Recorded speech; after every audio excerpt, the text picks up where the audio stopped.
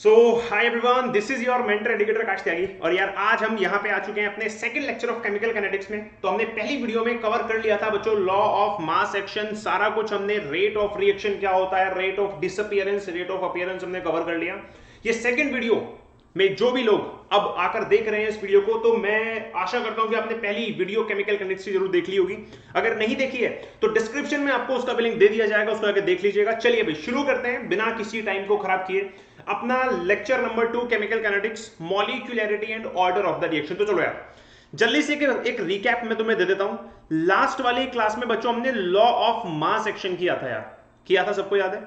Law of mass action क्या था? Law of mass action में यार ये लॉ ऑफ मास एक्शन ये कह रहा था कि the rate of reaction, the rate of reaction जो आर ओ आर होता है, it is directly proportional to the product of mass, sorry active mass of reactant raise to the power, जो भी उनका वहां पे नंबर ऑफ स्टोइकियोमेट्रिक कोएफिशिएंट होता है। चलिए एक एग्जांपल लेते हैं यहां पे, उसके बाद इसको लिखेंगे।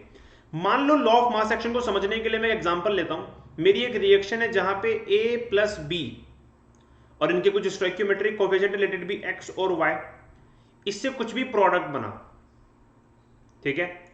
सो according to law of mass action बच्चों, लॉ ऑफ मास एक्शन के अकॉर्डिंग हम ये कह सकते हैं कि यहां पे जो रेट ऑफ रिएक्शन होगा ना, जो रेट होगा आर ओ आर जो होगा, ठीक है, यहां से आप आर ओ डी भी निकाल सकते हो, आर ओ ए भी निकाल सकते हो, डिपेंडिंग कि आपने एन का यूज वहां पे किया ही नहीं किया। अभी हम खाली रेट बोल देते हैं। तो जो रेट होगा वो होगा product of concentration of reactant raise to the power their stoichiometric coefficient X and Y. क्या यहां तक बात समझ में आती है? अच्छा, ये होगा डायरेक्टली प्रोपोर्शनल। सब लोग जानते हैं कि जब भी प्रोपोर्शनलिटी का साइन हम लोग हटाते हैं तो यहां पे बच्चों रेट बन जाएगा equals to with a proportionality constant which is here K. ये यहां पे क्या है बच्चों? के है। तो जरा एक बार लिख लेते हैं, के क्या है यहां पे? के यहां पे प्रोपोर्शनलिटी कांस्टेंट है।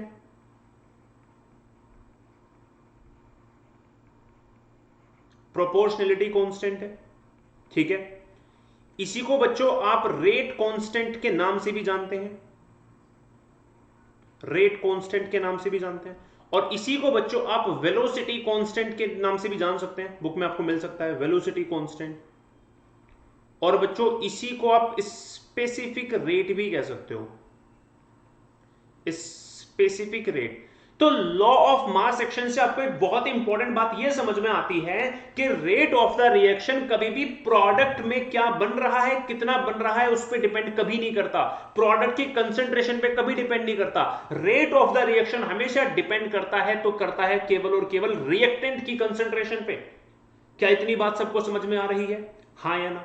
चलिए अब बच्चों जो आपका यहां पे के निकला है इसको हम रेट कांस्टेंट कहते हैं। क्या कहते हैं इसको? यहां पे रेट कांस्टेंट कहते हैं। अगर मैं रेट कांस्टेंट की ही बात करूं तो ये जो प्रोपोर्शनलिटी कांस्टेंट है बच्चों, ये जो रेट कांस्टेंट है तुम्हारा, ये कुछ भी नहीं तो एक कांस्टेंट है। ये प्रोपोर्शनलिटी कांस्टेंट, इसकी फिक्स्ड वैल्यू होगी एक पर्टिकुलर रिएक्शन के लिए, लेकिन हां एट फिक्स्ड टेम्परेचर। क्योंकि अगर आप टेम्परेचर को चेंज करोगे तो रेट कांस्टेंट, यानी कि रेट भी चेंज होगा तो रेट कांस्टेंट भी चेंज होगा। तो मतलब अगर आप ध्यान से देखो रेट कांस्टेंट को, अगर मेरे पास कोई दो रिएक्शन है वहां पे जिसका रेट कांस्टेंट ज्यादा होगा, उसका रेट ज्यादा होगा, इस इक्वेशन से आप ये समझ सकते हैं। चलिए, तो रेट कांस्टेंट का एक अच्छा खासा यहां पे इंफ्लुएंस रहता है, तो हमें इसके बारे में जानना बहुत जरूरी है, रेट कांस्टेंट के बारे में। चलिए अब एक बात समझिए यहां पे ध्यान से। रेट कांस्टेंट हमारा के है विच इज ए कांस्टेंट। अगर मैं आपसे पूछूं इसकी यूनिट क्या होगी, क्या मतलब बता सकते हो यूनिट क्या होगी? What will be the unit of के? चलिए यूनिट ऑफ के की बात करते हैं। अब ध्यान देना बच्चों, क्या मैं इसी केस को ये भी लिख सकता हूं क्या? मान के चलो, क्या मैं इसी को, रेट को, क्या ये लिख सकता हूं क्या? It is equals to what? Change in concentration of the reactant. वो वन ऑफ द रिएक्टेंट आप ले सकते हो यहां पे, लेट इट बी, आके आपने ए ले लिया, ठीक है, डिवाइडेड बाय dt। क्या मेरी बात समझ में आ रही है? हाँ या ना? क्या मेरी बात समझ में आ रही है बच्चों? सही है। अच्छा, यहां पे आपको डिवाइड करना पड़ेगा स्टोइकियोमेट्रिक कोफिशिएंट से भी, लेकिन अभी के लिए मान लेते हैं चलो कोई भी स्टोइकियोमेट्रिक कोफिशिएंट नहीं, जब तक के लिए हम रेट यहां पे यूनिट निकाल रहे हैं। तो मैं एक काम करता हूं, मैं ऐसे लिख लेता हूं उसको, है ना, कि dx is the change in concentration of reactant, जो भी हम ले रहे हैं यहां पे, dt is the change in time is equals to k a और b, x और y। यहां पे dx क्या है बच्चों, चेंज इन कंसंट्रेशन है of any of the reactant. बात समझ में आ रही है? इस केस में तो आपको लिखना पड़ेगा डिवाइडेड बाय कितने से, क्योंकि हम मोलर लेते हैं यहां पे, डिवाइडेड बाय x। क्या इतनी बात सबको समझ में आ रही है? नॉर्मली मैं मान लेता हूं मेरे पास कुछ ऐसा है, ये क्या है यहां पे, change in concentration of reactant है, जो भी मैंने लिया होगा, ठीक है। ये क्या है मेरा, टाइम टेकन है, ठीक है। ये क्या है बच्चों, मेरा टाइम टेकन है। अब मुझे यूनिट निकालनी है के की, मैं कैसे निकालूं, ध्यान दो पहले तो, ध्यान से देखना।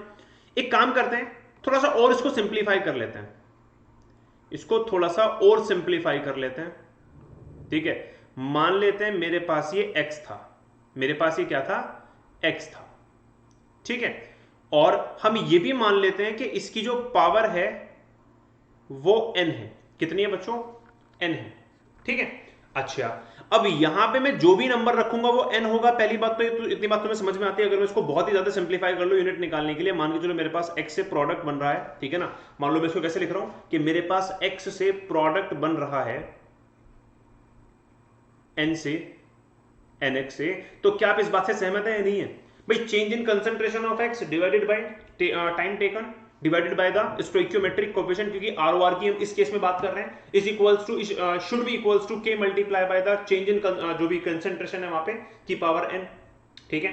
ध्यान देना, लॉ ऑफ मास सेक्शन में there is no change in concentration, this is only the active moles. Active moles का मतलब है कि जिस पॉइंट पे आप रेट निकाल रहे हो उस वक्त रिएक्टेंट के कितने मोल एक्टिव हैं वहां पे। समझ में आ रही है बात? चलिए अब ध्यान से देखना बच्चों, अब अगर मैं यूनिट निकालने की कोशिश करूं यहां पे, तो n से कोई खासा फर्क पड़ेगा नहीं। अगर आप ध्यान से देखेंगे तो k की जो वैल्यू आ जाएगी वो आएगी आपकी यहां पे, जो यूनिट आएगी, ध्यान दो, dx की जो यूनिट होगी वो क्या होगी, मोल पर लीटर होगी, क्योंकि वो कंसंट्रेशन ही है, change in concentration is concentration की यूनिट। अच्छा, उसके बाद अगर आप ध्यान से देखोगे तो x की यूनिट भी कंसंट्रेशन में ही है, और n जितना भी होगा उसी के अकॉर्डिंग आपकी इसकी पावर होगी मोल पर लीटर की। n2 होगा तो 2 होगी, जितना भी होगा, तो नीचे आ जाएगा मोल पर लीटर की पावर n। सही बात है। और नीचे टाइम है ना, ये आपका हो गया टाइम का इनवर्स, सॉरी टाइम नीचे आ गया, ये नीचे ही था। तो यहां से आपकी जो k की यूनिट निकल गई वो बच्चों क्या नहीं निकल गई, मोल पर लीटर की power 1 minus n dot time inverse. अब टाइम यहां पे कुछ भी हो सकता है, बोलो हाँ या ना। टाइम सेकंड में भी हो सकता है, मिनट में भी हो सकता है, लेकिन एक ओवरऑल यूनिट आपको समझ में आ गई। रेट कांस्टेंट की एक नंबर में पूछी जाती है पेपर में। ध्यान दो जल्दी से, हमने क्या क्या किया। हमने सबसे पहले एक जनरल देखा कि लॉ ऑफ मास एक्शन क्या था। लॉ ऑफ मास एक्शन कहता है कि जो रेट है वो डायरेक्टली प्रोपोर्शनल है multiplication of the reactant concentration to the raise to the power of stoichiometric coefficient. ध्यान रखना बच्चों, ये जो यहां पे एक्सप्रेशन है ना, ये जो अलग अलग दिखा रखी है, इनको एक्टिव मोल बोला जाता है। क्या बोला जाता है?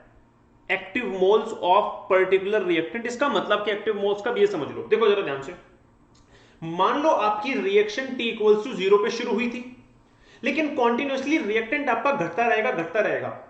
अब आप यहां पे इंस्टेंटेनियस, आप यहां पे लॉ ऑफ मास एक्शन में इंस्टेंटेनियस ही तो फाइंड कर रहे हैं रेट। एक पर्टिकुलर इंस्टेंट पे क्या उतनी ही कंसंट्रेशन होगी एक्चुअल वाली ए जो पहले थी? नहीं भाई, वो तो कम हो गई होगी।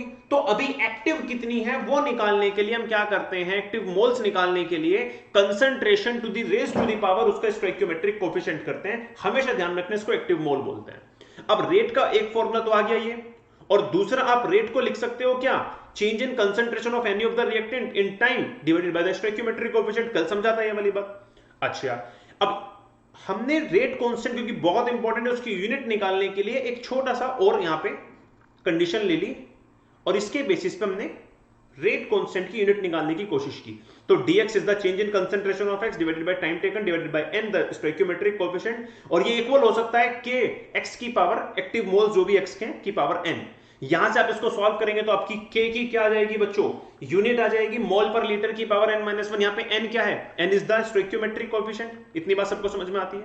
चलिए, तो यहां तक हमने निकाल लिया बच्चों यूनिट ऑफ के।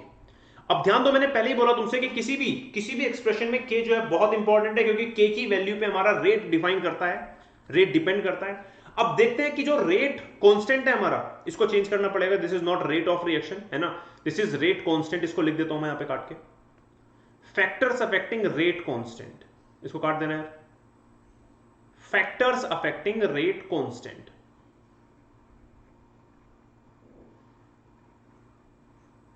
ठीक है, फैक्टर्स अफेक्टिंग रेट कांस्टेंट, किन किन फैक्टर्स पे हमारा जो है रेट है डिपेंड करता है। वैसे तो हर एक रिएक्शन में कांस्टेंट है ना, लेकिन उस रिएक्शन के दौरान अगर आप वो चीजों को चेंज करोगे तो ये भी चेंज होगा। वो कौन कौन से फैक्टर्स है, तो पहला फैक्टर है बच्चों नेचर ऑफ रिएक्टेंट, चलिए सही बात है। दूसरा फैक्टर है बच्चों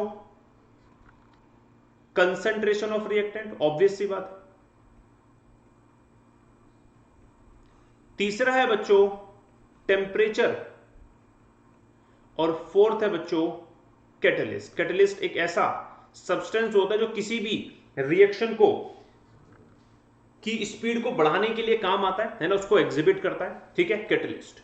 अब सबसे पहले बात करते हैं हम लोग नेचर ऑफ रिएक्टेंट की। हम नेचर ऑफ रिएक्टेंट को ही अभी के टाइम पे पढ़ पाएंगे, क्योंकि उसको बाकियों को पढ़ने से पहले हमें फिर ऑर्डर या फिर मॉलिक्यूलरिटी को पढ़ना पड़ता है। तो पहले एक बार नेचर ऑफ रिएक्टेंट को खत्म कर देते हैं, उसके बाद पढ़ेंगे मॉलिक्यूलरिटी और ऑर्डर, क्योंकि उसकी जरूरत पड़ेगी, और फिर हम बाद में इन फैक्टर्स को कंप्लीट कर पाएंगे। आइए नेचर ऑफ द रिएक्टेंट की बात करते हैं। नेचर ऑफ द रिएक्टेंट पे कैसे के की वैल्यू डिपेंड करती है, अब समझिएगा। के की वैल्यू डिपेंड करती है मतलब रेट ऑफ रिएक्शन। तो जरूरी नहीं है कि आप यहां पे रेट ऑफ रिएक्शन नहीं लिख सकते, आप रेट ऑफ रिएक्शन भी लिख सकते हैं, क्योंकि अगर के रेट कांस्टेंट चेंज हो रहा है तो रेट ऑफ द रिएक्शन भी चेंज होगी, है ना। चलिए, nature of reactant,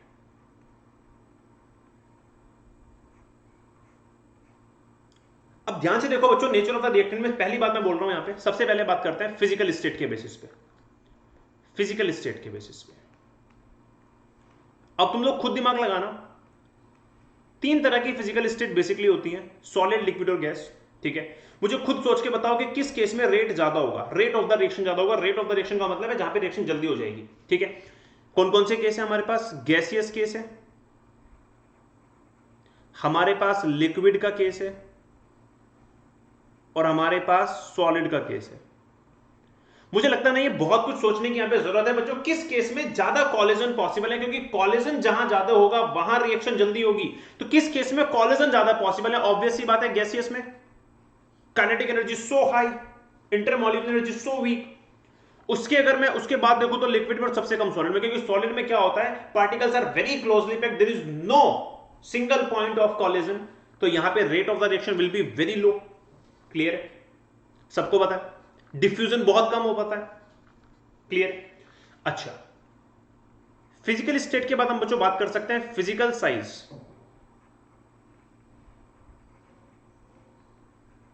of reactant particles, of reactant particles. चलिए अब जरा खुद से सोचिए मेरी बात को जरा ध्यान से। मान के चलो कि मैं यहां पे दो तरह के पार्टिकल ले रहा हूं। ठीक है, एक का सरफेस छोटा, एक का सरफेस एरिया बड़ा है। सही बात है, एक का सरफेस एरिया छोटा, एक का सरफेस एरिया बड़ा है। दोनों एक जैसे ही थे, लेकिन एक का सरफेस एरिया ज्यादा, एक का सरफेस एरिया कम है। बताओ किस केस में ज्यादा रेट ऑफ द रिएक्शन होगी।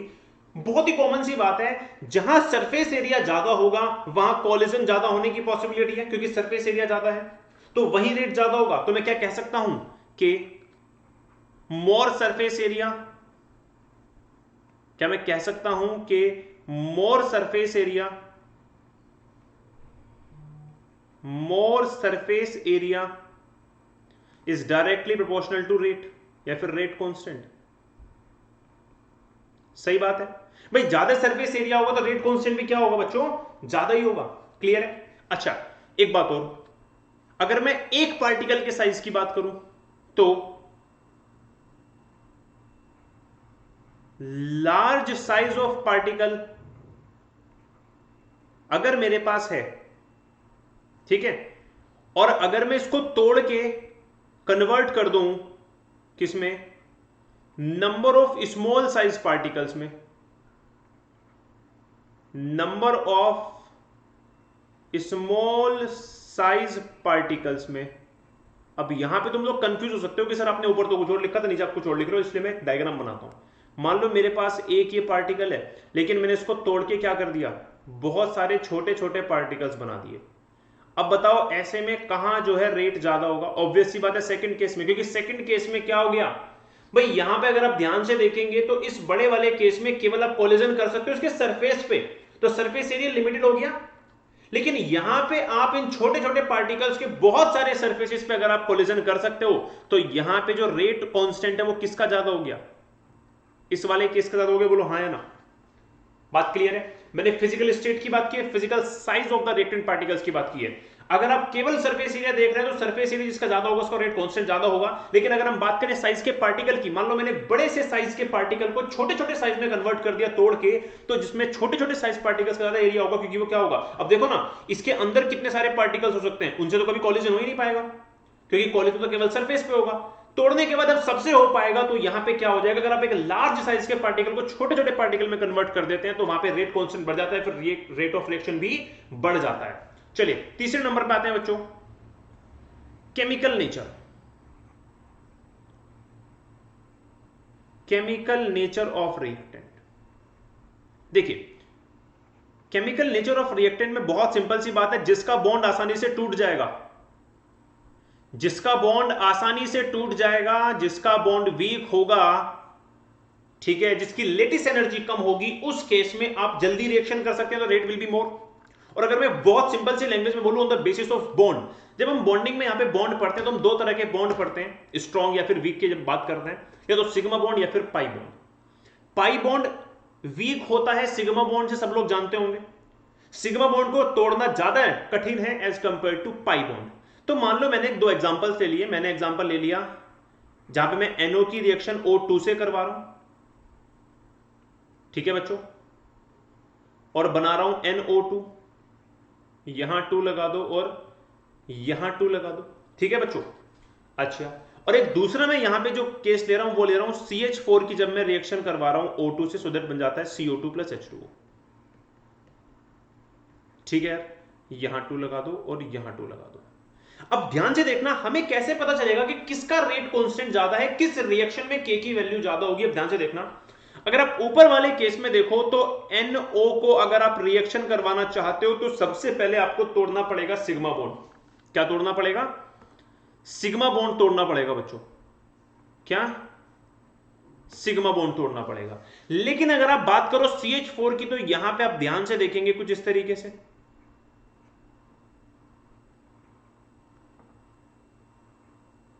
ठीक है, यहां पे आपको O2 से रिएक्ट करवाने के लिए केवल और केवल कोई भी सिग्मा बॉन्ड तोड़ना पड़ेगा। अब सिग्मा बॉन्ड तोड़ना कठिन है as compare to pi bond, तो क्या होगा, किस केस में रेट कांस्टेंट ज्यादा होगा? तो अगर मैं इसको फर्स्ट रिएक्शन मानूं, इसको मैं सेकंड रिएक्शन मानूं बच्चों, तो आप ये साफ साफ यहां पे कह सकते हैं कि रेट कांस्टेंट जो मेरा K होगा ऑफ फर्स्ट रिएक्शन वो ज्यादा होगा K फॉर सेकंड रिएक्शन। बोलो हाँ या ना? यहां तक सभी को क्लैरिटी मिल रही है chemical nature of the reactant में? सही बात है, ठीक है ना? तो जिस केस के इजीली बॉन्ड टूट जाते हैं, है ना, जिस रिएक्टेंट के बॉन्ड इजीली टूट जाते हैं उसका जो है यहां पे रेट कांस्टेंट ज्यादा होता है। तो आप लिख सकते हो कि K is directly proportional to, ठीक है, या फिर आप कह सकते हो कि less stable the bond in reactant more will be the value of K, will be the value of K, या फिर रेट ऑफ रिएक्शन। सही बात है। चलिए, तो ये हमारा पहला केस खत्म होता है जहां पे हमने देखा कि factors affecting rate of reaction या फिर रेट कांस्टेंट में नेचर ऑफ द रिएक्टेंट का कैसे प्रभाव पड़ता है, कैसे इफेक्ट पड़ता है। लेकिन बाकी तीनों को पढ़ने के लिए हमें पहले समझना पड़ेगा मॉलिक्यूलरिटी और ऑर्डर के बारे में। तो इनको अभी हम होल्ड पे रखेंगे क्योंकि ये सबसे लास्ट में करेंगे। उससे पहले हमें समझना पड़ेगा मॉलिक्यूलरिटी और ऑर्डर ऑफ द रिएक्शन। लेकिन उससे भी पहले अब अगर मॉलिक्यूलरिटी और ऑर्डर समझना है तो पहले समझना पड़ेगा रिएक्शन मैकेनिज्म कितने तरह के पॉसिबल होते हैं। आपने कल वाली लेक्चर में, कल वाली वीडियो में समझ लिया था, मैंने बताया था डेफिनेशन में साफ साफ, यहां पे आपको 3 चीजों पे बहुत ध्यान देना है। उनमें से एक था रिएक्शन मैकेनिज्म। चलिए, बट जो भी रिएक्शन होती है, 2 तरह के मैकेनिज्म होते हैं। पहला मैकेनिज्म समझ लो, 2 तरह की रिएक्शन होती है, मैं बोलूंगा, ठीक है ना। 2 तरह की रिएक्शन होती हैं। पहली एलिमेंट्री रिएक्शन, ठीक है, और दूसरी होती है कॉम्प्लेक्स रिएक्शन, ठीक है। सबसे पहले बात करेंगे एलिमेंट्री रिएक्शन की। ये कैसी रिएक्शंस होती हैं? So these are the single step reactions, these are the single step reactions. Single step reactions मतलब क्या है इस बात का, कि जितनी भी रिएक्शंस ये वाली होती है ना बच्चों, ये दोनों की दोनों एक ही, मतलब एलिमेंट्री रिएक्शन की अगर मैं बात करूं तो जो भी रिएक्शन होगी वो एक बार में खत्म हो जाएगी, सिंगल स्टेप में खत्म हो जाएगी। तो लिखो, these are the single step reactions. अच्छा, अगर सिंगल स्टेप का मतलब है क्या है, एक और पॉइंट लिखो, no intermediate will be formed, no intermediate is formed, ठीक है, नो इंटरमीडिएट इज फॉर्म्ड। अब देखो इस बात का मतलब क्या है। मान के चलो कि मेरे पास क्या है, दो रिएक्टेंट है, ए प्लस में बी और बी, जिसकी वजह से मेरा फाइनली प्रोडक्ट बन गया। ये पूरा का पूरा प्रोसेस जो है वो एक स्टेप में निपट गया। मैंने ए और बी को रखा, मेरा प्रोडक्ट बन गया। अगर ये एक स्टेप में निपट जाता है तो ये रिएक्शन एलिमेंट्री रिएक्शन कहलाएगी। क्या कहलाएगी? एलिमेंट्री रिएक्शन कहलाएगी। एलिमेंट्री रिएक्शन, क्योंकि एक स्टेप में हो गई। अच्छा, इंटरमीडिएट का मतलब क्या है यहां पे, अभी समझाऊंगा। इंटरमीडिएट की स्पेलिंग ठीक कर लेना भी, ठीक है ना। चलिए, अब आ जाओ जरा, कॉम्प्लेक्स रिएक्शन क्या होती है यार, देखो जरा ध्यान से। These are the multi step reaction, ठीक है। मल्टी स्टेप रिएक्शन होती हैं। हम कह सकते हैं at least one intermediate is formed. अब देखो इंटरमीडिएट का मतलब समझ में आएगा। एक एग्जांपल लेता हूं मैं, बहुत ही कॉमन। जैसे मान के चलो मैंने एक रिएक्शन ली जहां पे a प्लस 2b से मैं c बना रहा हूं। ये मेरी ओवरऑल रिएक्शन है, लेकिन एक्चुअली में अंदर का मैकेनिज्म जरा क्या है वो देख लेते हैं। तो हुआ क्या, पहले a प्लस बी से d बन रहा था, और फिर b प्लस डी से फाइनली c बन रहा था। ध्यान दो, ये मेरा फर्स्ट स्टेप है, ये मेरा सेकेंड स्टेप है। तो हमारी रिएक्शन में पहले a प्लस बी से d बन रहा था, फिर b प्लस डी से c बन रहा था। अगर मैं इस ओवरऑल रिएक्शन को फर्स्ट और सेकंड को प्लस करूं तो d से d कट जाएगा। तो इंटरमीडिएट एक ऐसा प्रोडक्ट या फिर एक ऐसा सब्सटेंस होता है जो रिएक्शन मैकेनिज्म में अंदर ही बनता है और अंदर ही डिस्ट्रॉय हो जाता है, लेकिन उसकी वजह से रिएक्शन एक प्रोसेस, एक सिंगल स्टेप में ना होकर मल्टीपल स्टेप में होती है। इसे हम क्या कहते हैं? इंटरमीडिएट कहते हैं। बात समझ में आती है? ठीक है। तो ऐसी रिएक्शन कहलाती है कॉम्प्लेक्स रिएक्शन, जबकि जो एक ही स्टेप में हो जाती है हम उसको क्या कहते हैं बच्चों? उसको हम लोग कहते हैं क्या? Elementary reaction. क्या कहते हैं? Elementary reaction. अब इसकी हेल्प से समझना बहुत ही आसान हो जाएगा कि यार मॉलिक्यूलरिटी और ऑर्डर में एक्चुअली में होता क्या है। आ जाओ, सबसे पहले बच्चों बात करेंगे मॉलिक्यूलरिटी ऑफ ए रिएक्शन की। मॉलिक्यूलरिटी ऑफ ए रिएक्शन क्या होती है, इसकी बहुत ही बेसिक सी डेफिनेशन यहां से डायरेक्टली आपके नीट में क्वेश्चन पूछे जाते हैं, थ्योरेटिकली भी। तो पहले डेफिनेशन लिख लेते हैं, जो भी पॉसिबल डेफिनेशन हम लिख सकते हैं। पहले लिखो, molecularity of a simple reaction is equal to the sum of the number of molecules of reactants involved in a balanced stoichiometric equation. ठीक है, समझाता हूं इसका मतलब क्या है। किसी भी बैलेंस्ड सिंपल रिएक्शन में जो भी number of molecules reactant involve हैं उसी को उसकी मॉलिक्यूलरिटी कहते हैं। सर समझ में नहीं आया? मान लो मेरे पास एक रिएक्शन है, जिस रिएक्शन में मैंने देखा कि HI से मिलके बन रहा है H2 प्लस I2, बैलेंस करूंगा तो यहां पे 2 लग जाएगा। इस केस में अगर आप ध्यान से देखोगे तो 2 molecules of reactant are involve, इसका मतलब ये है बाय मॉलिक्यूलर रिएक्शन, यानी कि इसकी मॉलिक्यूलरिटी 2 है। ठीक है, बाय मॉलिक्यूलर है। फॉर एग्जांपल एक और एग्जांपल लेता हूं, मान लो मैं कर रहा हूं यहां पे कार्बन मोनोऑक्साइड प्लस ऑक्सीजन से CO2 बना रहा हूं, उसको बैलेंस करेंगे तो यहां 2 लग जाएगा और यहां 2 लग जाएगा। तो यहां पे अगर आप ध्यान से देखेंगे सिंपल रिएक्शन में क्या हो रहा है इस रिएक्शन में 3 रिएक्टेंट्स इन्वॉल्व है, मतलब कि कैसी हो गई बच्चों, ट्राइमोलिक्यूलर हो गई। तो इसकी मॉलिक्यूलरिटी कितनी हो गई, 3 हो गई। चलिए अच्छा, इसको आप एक और तरीके से डिफाइन कर सकते हैं। आइए और करके एक और डेफिनेशन लिखो, और the molecularity of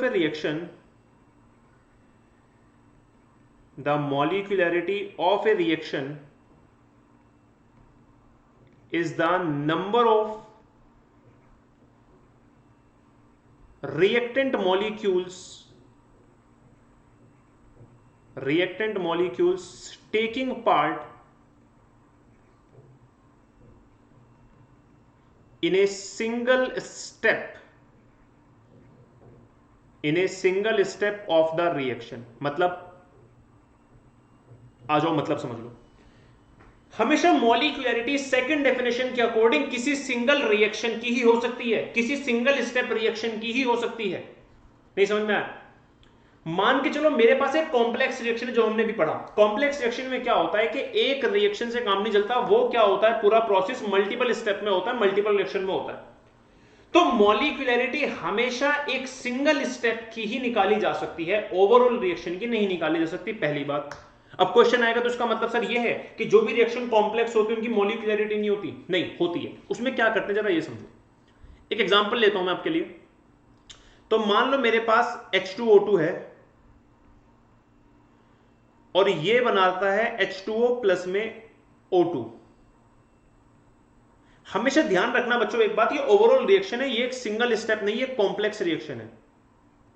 ये मुझे ओवरऑल दे रखी है, लेकिन होती एक्चुअली में क्या है बच्चों, सबसे पहले स्टेप में H2O2 जो होता है वो डायरेक्टली H2O ना बना के, सो ये कंप्लीट ना बना के, वो बनाता है H2O प्लस में नेसेंट ऑक्सीजन। सेकेंड स्टेप में जाके ये जो नेसेंट ऑक्सीजन है ये आपस में रिएक्ट करके बनाता है एक ऑक्सीजन गैस का मॉलिक्यूल। क्लियर है? अब ड्यूरिंग एवरी प्रोसेस जब भी कोई रिएक्शन कॉम्प्लेक्स रिएक्शन होती है, उनमें से एक कोई स्लो एक कोई फास्ट होती है, हमेशा ध्यान रखना। इस वाले केस में ये स्लो है और ये फास्ट है। तो ऐसी रिएक्शन में बच्चों स्लो रिएक्शन को रेट डिटरमाइन स्टेप माना जाता है, क्योंकि ऐसी ही रिएक्शंस का आप रेट कैलकुलेट कर सकते हो जो स्लो हैं, जो जिनसे आप डाटा निकाल सकते हो। फास्ट रिएक्शन को आप कभी नहीं कर पाते, पहले लेक्चर में देख लिया था। So slow reaction is the rate determining step. अच्छा, अब बहुत सारे बालक बालिकाएं गड़बड़ कर देंगे, कहेंगे सर आपने पहले लेक्चर में बताया था कि स्लो रिएक्शन को भी हम नहीं कर सकते, मॉडरेट को कर सकते हैं। ध्यान दो, ये स्लो और फास्ट इन दोनों का कंपैरिजन है। ये रिएक्शन एक ओवरऑल मॉडरेट रिएक्शन है, इसलिए हम इसको केमिकल काइनेटिक्स में पढ़ रहे हैं। तो ये जो फास्ट और स्लो है ये जस्ट इनका कंपैरिजन है एंड नथिंग एल्स। इसका मतलब ये नहीं कि ये बहुत स्लो वाली है फिर ये बहुत फास्ट वाला है, ठीक है ना। तो slow reaction is the rate determining step. और ऐसे केस में आप कह सकते हो कि इसकी जो मॉलिक्यूलरिटी बच्चों इस वाले क्वेश्चन में मॉलिक्यूलरिटी कितनी हो जाएगी ऐसे केस में, तो इस केस की मॉलिक्यूलरिटी आप स्लो वाली रिएक्शन से कैलकुलेट करेंगे which is going to be equals to 1। बोलो हाँ या ना, सही बात है। तो जल्दी समझ लो एक बार मॉलिक्यूलरिटी है क्या। मॉलिक्यूलरिटी किसी भी सिंपल रिएक्शन का निकाला जाता है, सिंगल स्टेप रिएक्शन का ही निकाला जाता है। नंबर ऑफ रिएक्टेंट्स जितने भी इन्वॉल्व हैं वहां पे उसका निकाला जाता है। बात समझ में आ गई? चलिए दूसरी बात, मॉलिक्यूलरिटी किसी भी कॉम्प्लेक्स रिएक्शन का अगर निकालना चाहते भी हो तो वहां पे स्लो वाला जो रिएक्शन है, स्लो वाला जो स्टेप है, वो रेट डिटरमाइनिंग स्टेप होता है, उसी को उसकी मॉलिक्यूलरिटी कहते हैं। लेकिन बहुत सारे बच्चों को अभी तक ये समझ में नहीं आ रहा है कि सर इसका प्रैक्टिकल सिग्निफिकेंस क्या है, एक्सपेरिमेंटल सिग्निफिकेंस क्या है मॉलिक्यूलरिटी का, वो तो बताइए। ये तो थ्योरी रटने वाली बात हो गई, मॉलिक्यूलरिटी ये होती है, थोड़ा प्रैक्टिकली बताइए। बट उसको प्रैक्टिकली समझने के लिए हमें पहले जाना पड़ेगा ऑर्डर पे कि ऑर्डर क्या होता है, डिफरेंशिएट करके हम इसका प्रैक्टिकल सिग्निफिकेंस समझते हैं। तो इसलिए थोड़ा सा वेट कर लो अभी, ठीक है।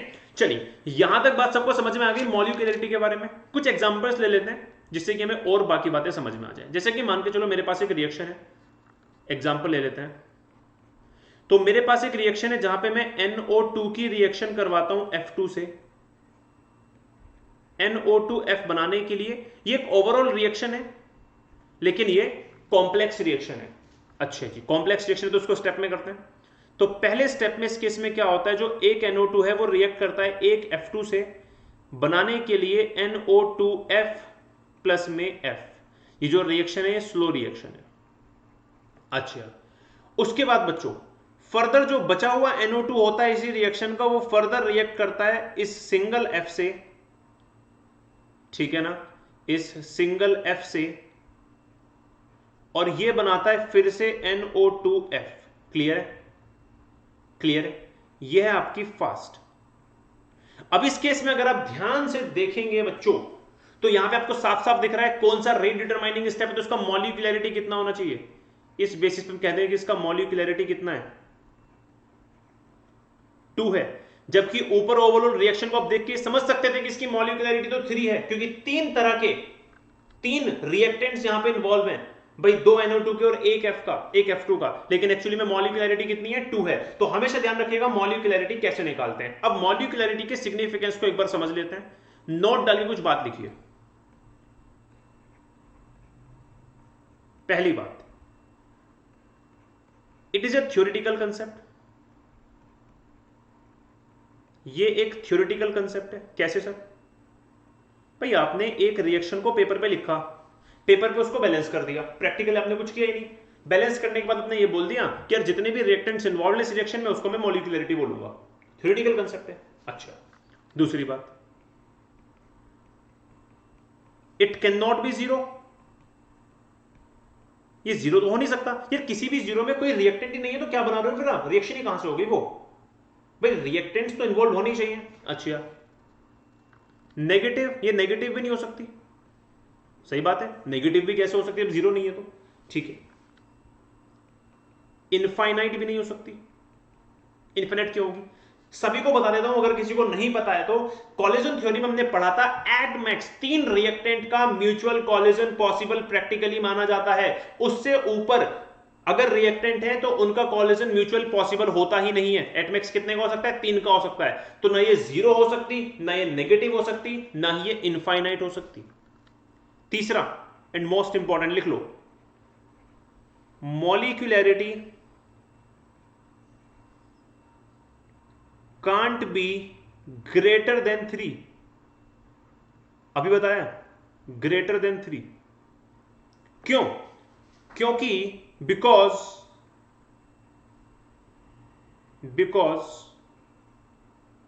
मोर than 3 molecules may not mutually collide। ठीक है, ये हमने कॉलिजन थ्योरी में पढ़ रखा है। कोलाइड, तो वहां पे कुछ होगा नहीं, उनका बेनिफिट है ना, वो काम ही नहीं आ रहे होंगे कुछ भी। ठीक है, समझ में आ गई बात। तो 3 ही रिएक्टेंट हमेशा आप ले सकते हो मैक्सिमम, मॉलिक्यूलरिटी जब आप फाइंड करेंगे। चलिए यहां तक हमें मॉलिक्यूलरिटी में इतना समझ में आ गया कि मॉलिक्यूलरिटी है क्या।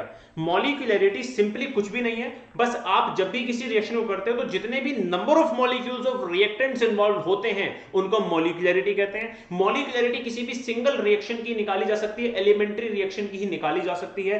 कॉम्प्लेक्स रिएक्शन में अगर मॉलिक्यूलरिटी निकालना चाहते हो तो वहां पे आपको क्या करना पड़ेगा, डिफरेंट स्टेप्स को रखना पड़ेगा और देखना पड़ेगा कौन सा स्लो वाला है, क्योंकि स्लो वाला ही रेट डिटरमाइनिंग स्टेप होता है और वहां से आप उसकी मॉलिक्यूलरिटी को बताते हो। इंपॉर्टेंट क्वेश्चन पूछा जा सकता है कि मॉलिक्यूलरिटी जीरो नहीं हो सकती, मॉलिक्यूलरिटी नेगेटिव नहीं हो सकती, it can not be infinite, it can not be more than 3, 3 से ऊपर भी नहीं होगी, तो 1 2 3 ही हो सकती है। मॉलिक्यूलरिटी की केवल 3 वैल्यू पॉसिबल है, 1 2 और 3। चलिए अब मॉलिक्यूलरिटी समझ में आ गया, अभी तक प्रैक्टिकल सिग्निफिकेंस नहीं समझा है, लेकिन पहले अब समझना पड़ेगा ऑर्डर को, फिर कंपैरिजन करके समझेंगे कि इन दोनों में डिफरेंस क्या है। आइए ऑर्डर को समझते हैं।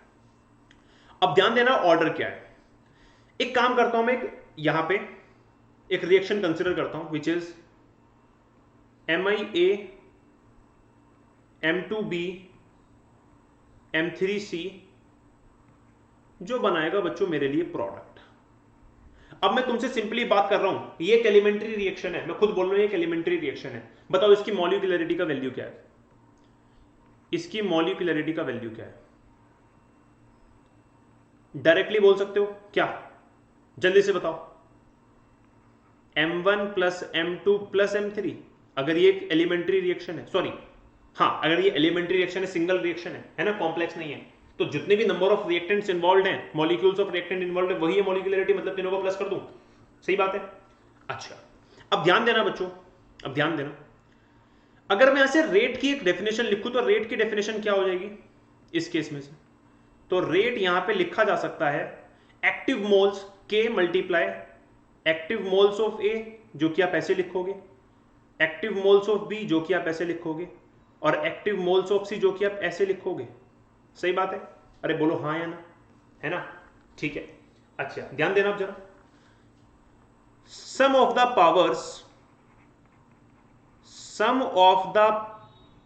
Powers of concentration terms involved in rate law expression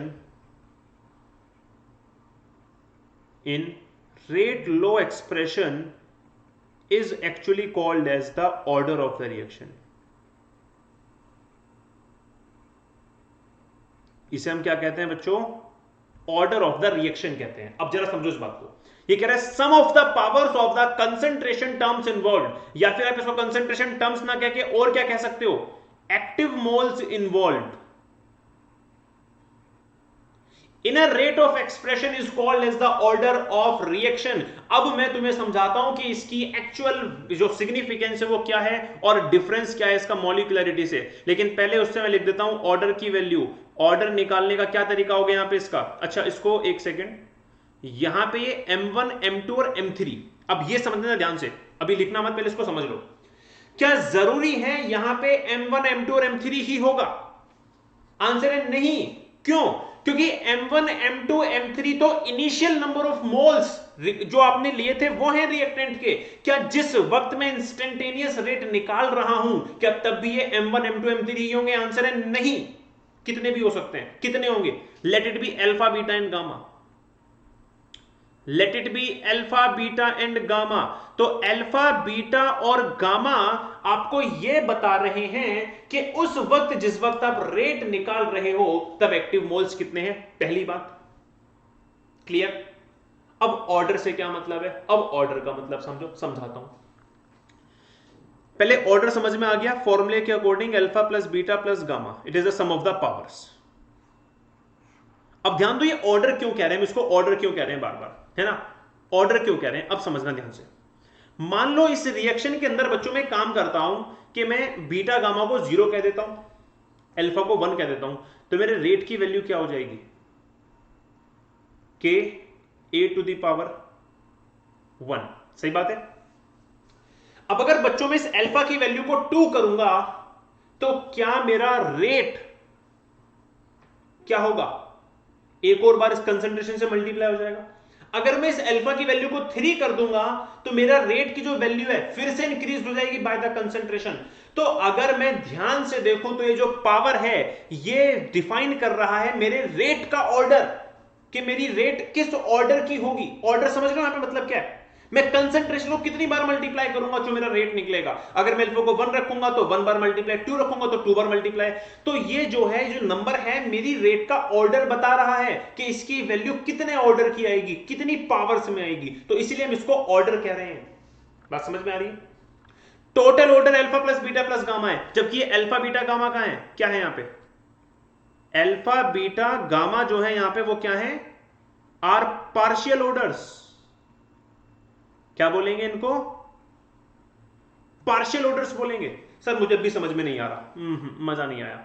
आ जाओ एक एग्जांपल देता हूं तुम्हें। ऐसे मान के चलो, एक बात समझो पहले, ऑर्डर का एक और मतलब मैं तुम्हें समझाता हूं, पहले इसको थोड़ा प्रैक्टिकली समझते हैं, थोड़ा सा प्रैक्टिकली समझते हैं। अब ध्यान से देखना मेरी बात को। सबसे पहले एक बात ये समझो कि मान लो मैं एक रिएक्शन करवा रहा हूं M1A plus M2B plus M3C, जो मुझे प्रोडक्ट दे रही है। मॉलिक्यूलरिटी आप आंख बंद करके निकाल सकते हो, कोई एक्सपेरिमेंट करने की जरूरत नहीं है, हाँ या ना? थ्योरेटिकल कंसेप्ट है। आपने देखा कि रिएक्शन को करने के लिए आपने इनिशियली कितने रिएक्टेंट्स लिए, number of molecules of reactant आपने देखा M1 plus M2 plus M3 लिए हैं, प्लस कर दोगे मॉलिक्यूलरिटी आ जाएगी। थ्योरेटिकल कंसेप्ट है ना? इसमें कुछ फाइंड करने की जरूरत ही नहीं है आपको, बस आपको बैलेंस करके इक्वेशन को देखना है। देख लिया, आगे आंसर। आपको ऑर्डर क्या बताएगा वो समझने की बात है। अब आप एक काम करिए, आपने क्या किया, अपनी रिएक्शन को स्टार्ट किया, कर दिया स्टार्ट। जिस पॉइंट पे आपने क्या निकाला, ऑर्डर निकालना है, उस पॉइंट पे आपने ऑर्डर निकालने के लिए ये मान लिया है ना कि अभी के लिए मेरे पास जो ए का स्टोइकियोमेट्रिक कोएफिशिएंट है वो 1 है, तो आपका रेट ये आ गया कि ए की पावर 1, ठीक है, बी की जो भी पावर होगी, सी की जो भी पावर होगी।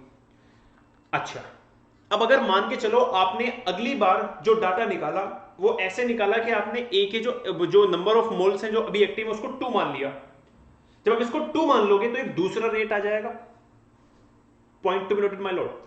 भाई अगर आप बी और गामा को तो बीटा और गामा को तो वही सेम रखो, लेकिन आपने ए को 1 की जगह 2 कर दिया तो रेट चेंज हो गया। हाँ जी हो गया।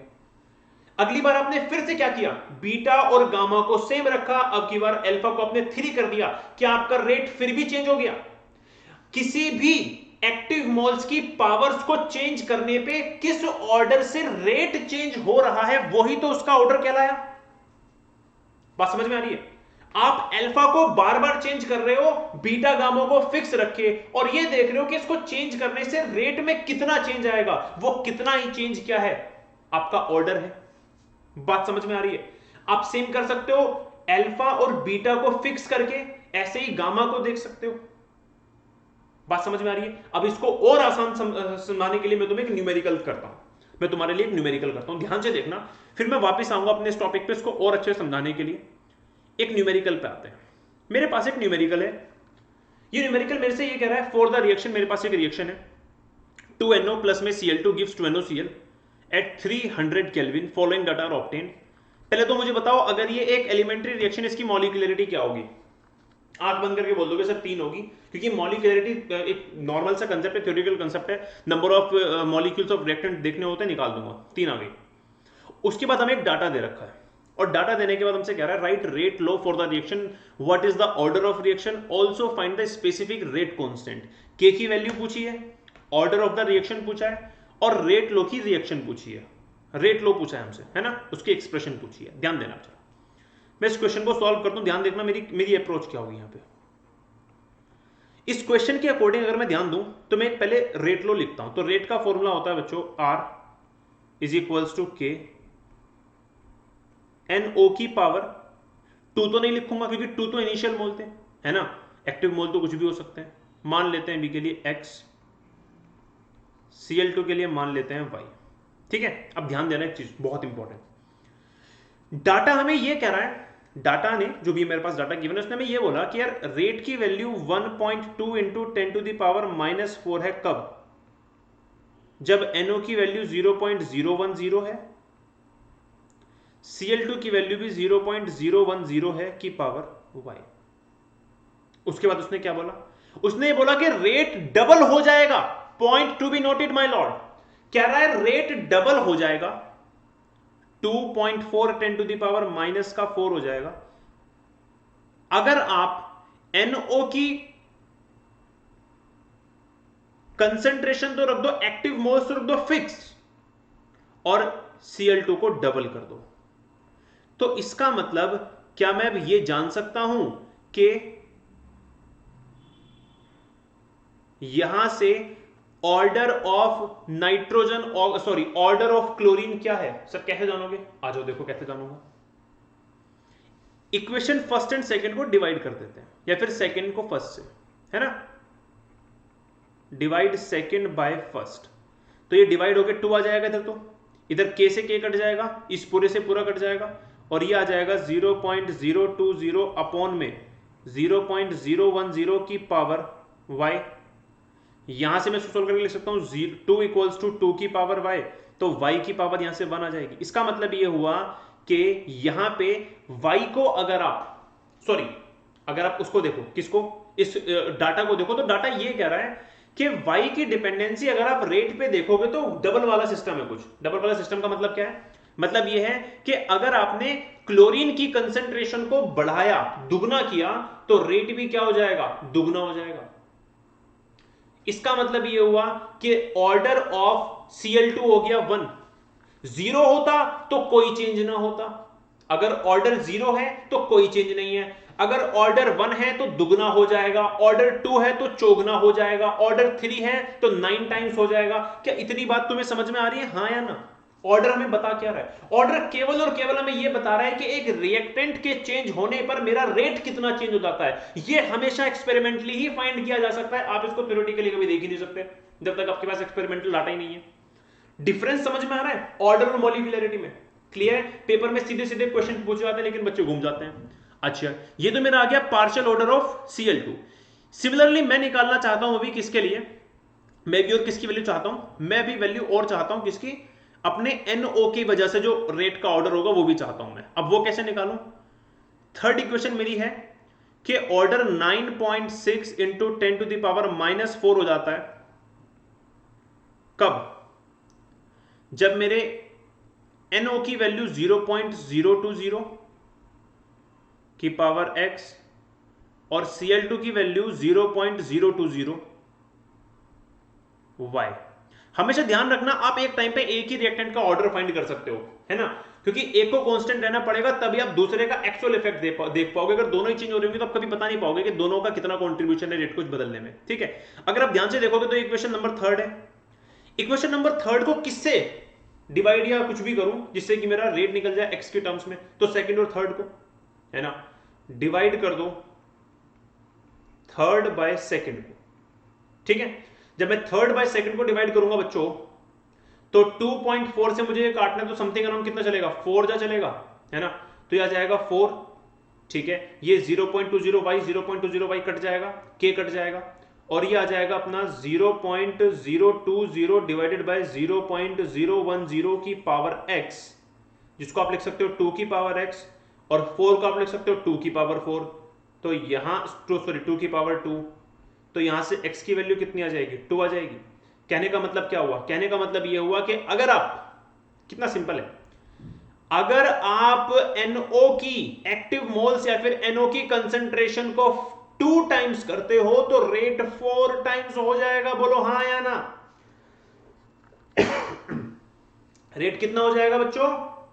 4 टाइम्स हो रहा है, ज्यादा हो रहा है तो एक सेकंड रुक जाओ, पावर 3 आ रही है ना, 3 आ रही है ना, पावर 9 टाइम्स हो जाएगा।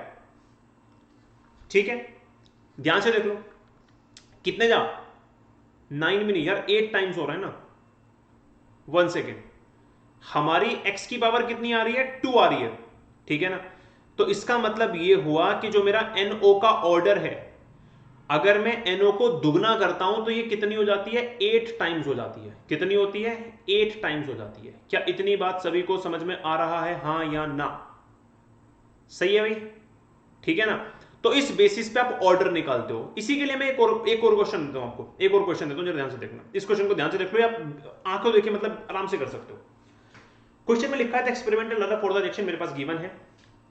अच्छा, पिछली बार रिएक्शन में मुझसे और भी कुछ पूछा था, वो तुम अपने आप बता सकते हो, है ना, क्योंकि तुम्हारे पास एक्स और वाई की वैल्यू आ गई, तो किसी में भी एक्स और वाई की वैल्यू पुट करोगे तो के की वैल्यू निकाल लोगे, है ना, 1 और 2 पुट कर दो, के की वैल्यू निकाल लोगे, अपने आप कर लेना।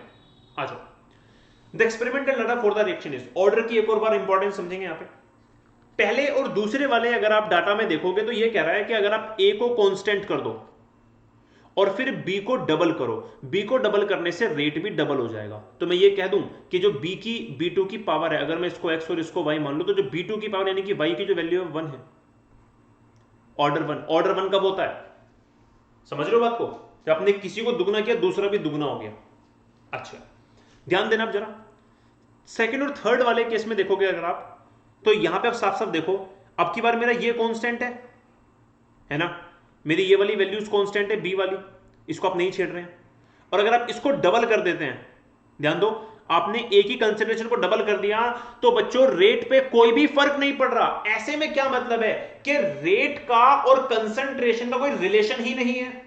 मतलब कि ऐसे केस में, ऐसे जगह पे आप ये कह सकते हो कि रेट डिपेंड नहीं करता ए पे। और ये कब पॉसिबल है? जब आपके रेट के फॉर्मूले में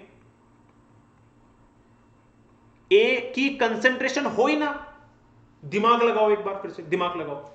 अगर आपका डाटा ये कह रहा है कि आपने ए की कंसेंट्रेशन को दुगना कर दिया लेकिन आपके रेट पे घंटा फर्क नहीं पड़ रहा। अबे क्यों फर्क नहीं पड़ रहा?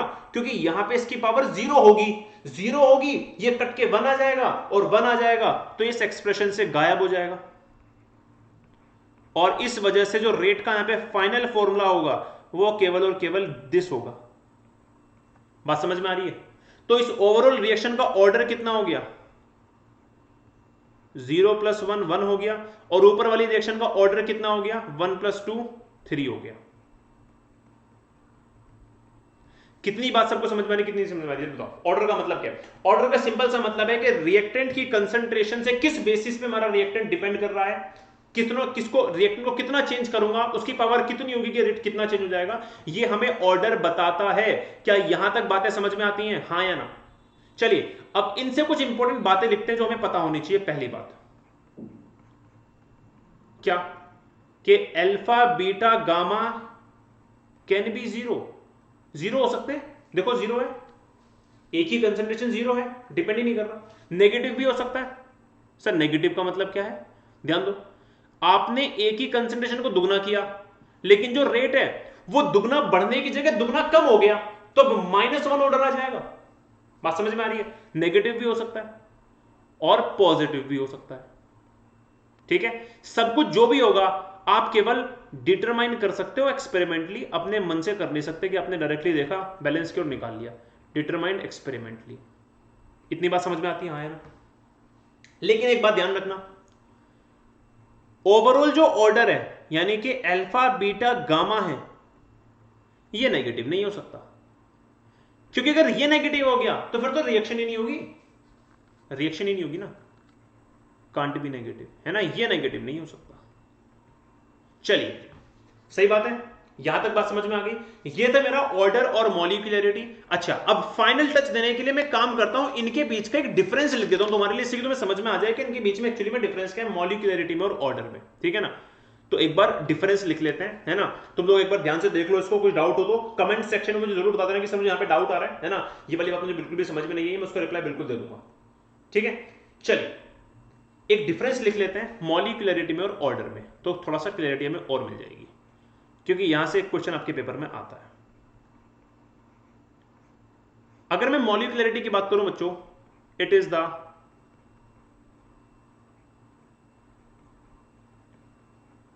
Total number of reacting species, ठीक है, इन ए केमिकल रिएक्शन। सही बात है, जबकि ऑर्डर क्या होता है यार? ऑर्डर क्या होता है? It is the sum of the powers of molar concentration that are active in the reaction, है ना? जो केवल एक्टिव है उनकी पावर्स। ठीक है, दूसरा point, it is always a whole number. ये एक होल नंबर हो सकता है। होल नंबर भी क्यों कहते हैं? A natural number. जीरो तो हो ही नहीं सकता ना मॉलिक्यूलरिटी, है ना?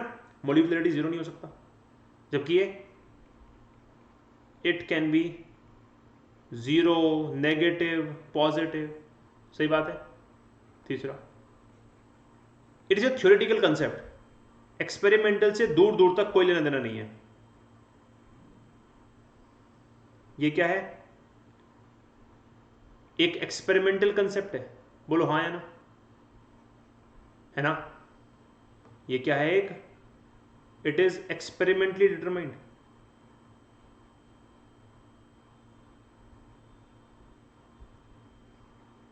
ठीक है,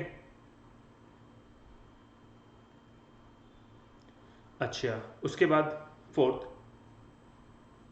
it is meaningful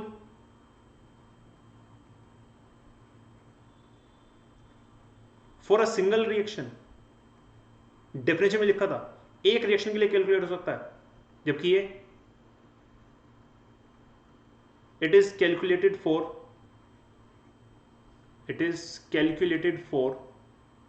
overall reaction.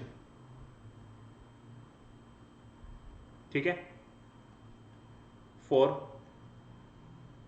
Overall reaction.